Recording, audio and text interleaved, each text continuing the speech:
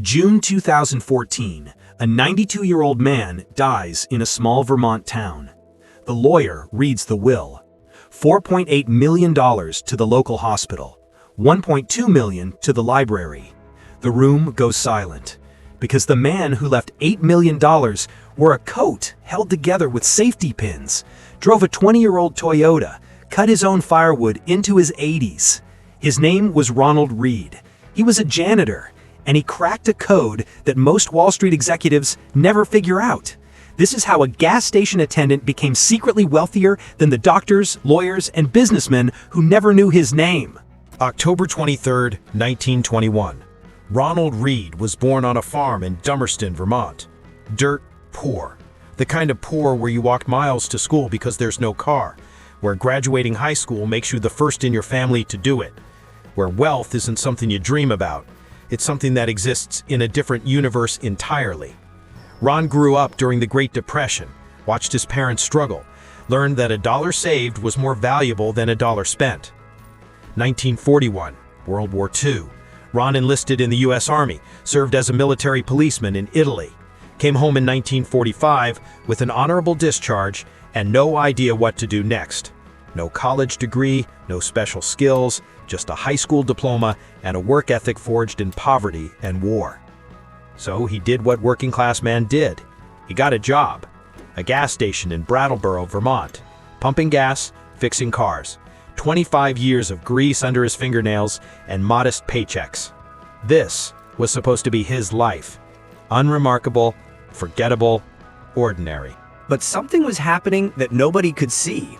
In his small apartment, after his shifts, Ron would sit down with the Wall Street Journal. Not the sports section, not the local news, the financial pages, stock tables, dividend yields, earnings reports. He was teaching himself a language most people never bother to learn. Here's what Ron understood that almost nobody else did. You don't need a high salary to get rich. You need discipline. He started buying stocks. Not sexy tech companies, not hot tips from friends. Blue chip companies. Procter & Gamble, JP Morgan Chase, General Electric. Companies that made products people used every day. Toothpaste, soap, banking. Boring, stable, dividend-paying businesses that had been around for decades and would be around for decades more. His strategy was painfully simple. Buy quality companies, reinvest the dividends, and never sell. While other people were trying to time the market, chasing the next big thing, Ron was playing a different game. A game measured in decades, not days. He wasn't gambling, he was compounding. And compounding, given enough time, is the closest thing to magic that exists in finance. But here's the part that made it work. Ron lived like he was still poor. He retired from the gas station and took a part-time janitor job at JCPenney. 17 years pushing a mop. People saw him as the quiet old man who cleaned the floors. They had no idea that the janitor mopping around them had a stock portfolio growing into the millions. Ron's life looked like failure by every conventional measure. He drove a 1990s Toyota Yaris that was so old people felt sorry for him. He wore a coat that was literally held together with safety pins. Not as a fashion statement, because he refused to buy a new one. He cut his own firewood well into his 80s, splitting logs in his backyard while neighbors wondered why someone didn't help the poor old man. He lived in a modest house, no vacations, no fancy dinners, no new cars or designer clothes or any of the things people buy to signal wealth. Because Ron wasn't interested in signaling anything. He was interested in something else, freedom. The freedom that comes from knowing you have more money than you could ever spend and choosing not to spend it anyway. Every month, dividends hit his account. Procter & Gamble sent him a check. So did Dow Chemical, General Electric, dozens of others. Small amounts that most people would spend immediately. Ron reinvested every penny, bought more shares, which paid more dividends, which bought more shares. For 50 years, this cycle repeated, silently, invisibly, relentlessly. His stepchildren knew he had some investments, but they thought it was maybe a few $1,000s, something to cover his funeral. His neighbors saw a frugal old man. His friends thought he was just careful with money. Nobody, not one person in Brattleboro, Vermont, knew that the janitor who mopped floors at JCPenney was sitting on $8 million. June 2nd, 2014. Ronald Read died at age 92. Quiet, unremarkable, the kind of death that gets a small obituary in the local paper. The funeral was modest. People came, paid their respects, went home. Just another old man who'd lived a simple life and was now gone. Except then the lawyer opened the will. $4.8 million to Brattleboro Memorial Hospital, $1.2 million to Brooks Memorial Library, smaller amounts to stepchildren, caregivers, friends. Total estate, approximately $8 million. The room went silent. Then someone asked the question everyone was thinking. Are you sure you have the right Ronald Read? The news exploded. Local papers picked it up, then regional, then national. The New York Times, the Wall Street Journal, Time magazine. The story was too perfect. Janitor leaves millions. The headlines wrote themselves. People who'd known Ron for decades were in shock. The hospital administrators thought it was a mistake. The library couldn't believe it. His stepson later said, "I knew he was frugal and read the Wall Street Journal, but I had no idea." Reporters dug into his portfolio. 40-plus years of buy and hold investing. A diversified collection of America's most boring, stable companies. Nothing flashy. No crypto, no day trading, no options or leverage or any of the things people associate with getting rich. Just quality stocks, reinvested dividends, and time. Decades and decades of time. The math was stunning. A gas station attendant and part-time janitor had quietly outperformed most hedge fund managers, financial advisors, and MBA graduates. And he did it by doing less, not more. So how did he do it? What was Ronald Read's secret that turned janitor wages into $8 million? It wasn't complicated. It was just impossible for most people to execute because it required something rare: patience. Rule 1. He bought what he understood. Ron didn't invest in technology stocks because he didn't understand technology. He bought Procter & Gamble because he used their products. JP Morgan because he understood banking. Dow Chemical because chemicals are everywhere. If he couldn't explain what a company did, he didn't buy it. Simple. Rule 2. He bought quality and held forever. Ron didn't check his portfolio daily, didn't panic when the market crashed, didn't sell during the 2008 financial crisis. He bought great companies and ignored everything else because he understood. Short-term, the stock market is a voting machine. Long-term, it's a weighing machine. Quality always wins if you give it enough time. Rule 3. He reinvested everything. Every dividend, every capital gain. Nothing went to consumption. It all went back into buying more shares. Compounding only works if you feed it. Ron fed it for 50 years without interruption. That's the real secret. Not starting with a lot, but never stopping. Rule 4. He lived below his means, way below.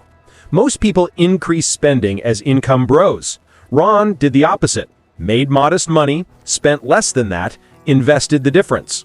His lifestyle never inflated. The gap between earning and spending created the capital that built the fortune. Rule 5. He ignored everyone. No financial advisor, no broker pushing products, no friends telling him about hot stocks. Ron read, learned, decided, and executed alone.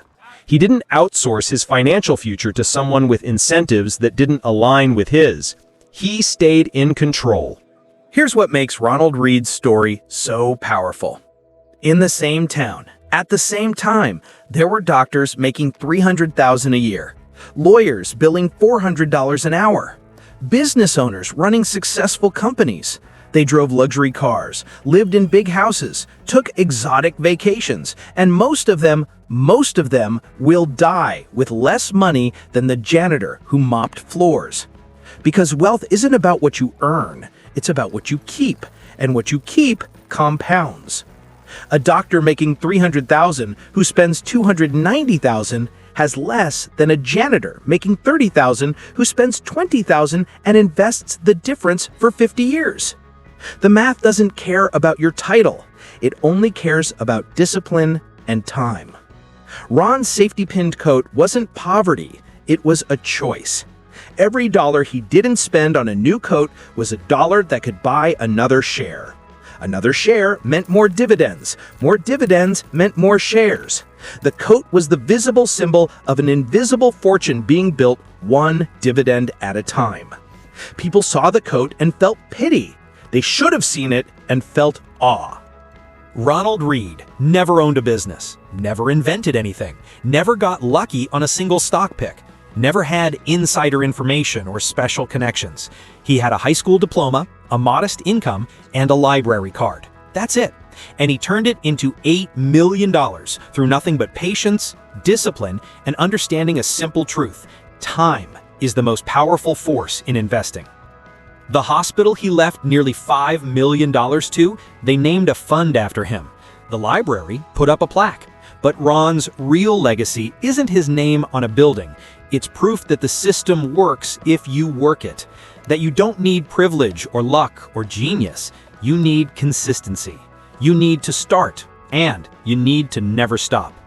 Think about this. If Ron had started with just $5,000 at age 25 and added $200 a month, less than most people spend on coffee and eating out, and earned a conservative 10% annual return, he'd have over $2 million by age 92. He likely did better because he had 50 years of reinvested dividends from quality stocks. The numbers aren't magic, they're math, and math is available to everyone. What do you learn from Ronald Read's secret life? Lesson 1. Wealth whispers. Poverty shouts. The people flashing money are often broke. The person driving the old car might be a millionaire. Stop judging success by appearances. Judge it by balance sheets. Lesson 2. You don't need to earn a fortune to build one. Ron never made 6 figures. Most people reading this make more than he ever did. The question isn't what you make, it's what you do with it. Lesson 3. Boring wins. Day trading is exciting. Options are thrilling. And most people who do them lose money. Ron bought boring stocks and got rich. Excitement is expensive. Boring is profitable. Lesson 4. Time beats timing. Ron didn't try to buy at the bottom or sell at the top. He just bought and held. For decades. Time in the market beats timing the market. Always. Lesson 5. The best investment is in yourself. Ron taught himself finance, read the Wall Street Journal for 50 years, learned to analyze companies. You don't need an MBA, you need curiosity and consistency. Lesson 6. Discipline is destiny.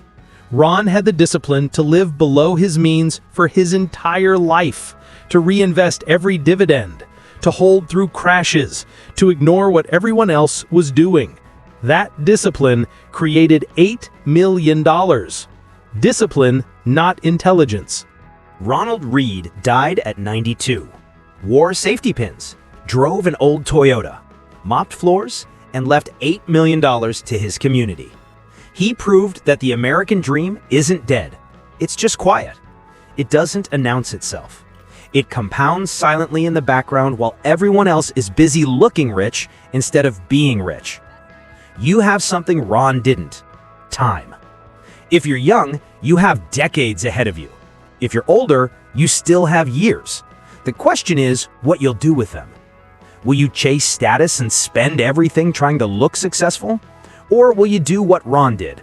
Live modestly, invest consistently, and let time do the heavy lifting. The stocks Ron bought are still there. Procter & Gamble, JP Morgan. They're still paying dividends. The strategy still works. The only question is whether you'll do it.